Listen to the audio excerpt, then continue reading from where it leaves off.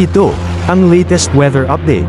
Alamin ang pinakasariwang ulat panahon ngayon dito sa Information TV Educational Channel 2. Kanina alas 4 ng umaga, huling namataan itong sentro ni Bagyong Karina sa layong 490 kilometers silangan ng Kasiguran, Aurora.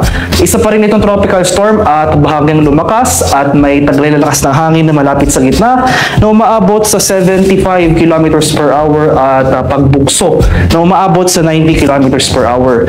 Patuloy ang paggalaw ni Karina west-northwestward sa bilis na 10 kilometers per hour.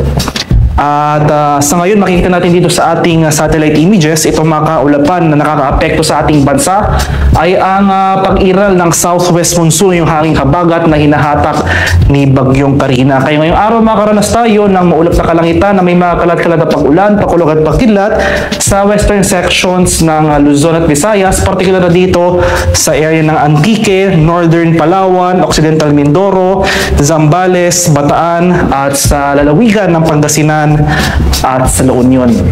Mas maliwalas naman ang panahon na ating inaasahan sa nalalabing bahagi ng ating bansa kabilang na dyan ang Metro Manila. Ngayon pa man maghanda pa rin tayo sa mga tsansa ng biglaan at panandali ang buhos na ulan na dulot ng localized thunderstorms. Dito rin sa ating satellite images, itong si Tropical Depression na dating si Butchoy ay nandito na rin, patuloy na nasa labas pa ng ating PAR at wala ng direktang epekto sa namang bahagi ng ating bansa.